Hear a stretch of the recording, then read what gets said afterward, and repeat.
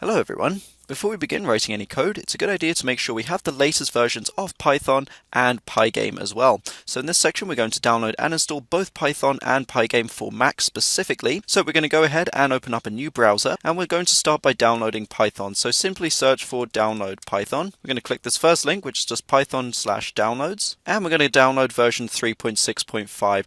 and it will download a package type file. Okay, and we're just going to follow these instructions here, starting with the intro.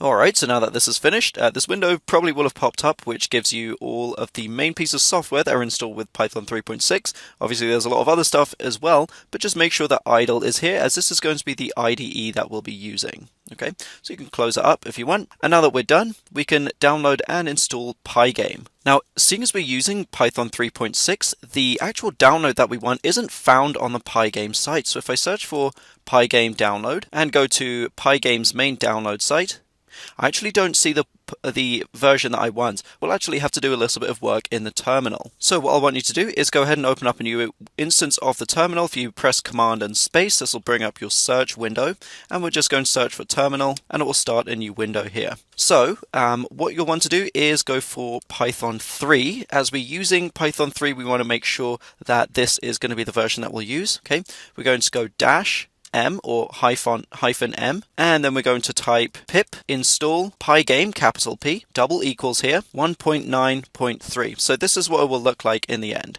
So Python 3 -M pip install pygame equals 1.9.3. Note the double equals. So once we go ahead and click enter, what this will do is it will install the latest version of Pygame into our Python 3 folder, and it should be saved under Macintosh HD. We'll want to go into library, into frameworks, want to go to Python framework versions 3.6, want to go into library, all the way down to Python 3.6. If we scroll down to site packages and then search for Pygame, it should be Pygame right around here. So there should be a Pygame folder, there should be Pygame-1.9.3 dist-info.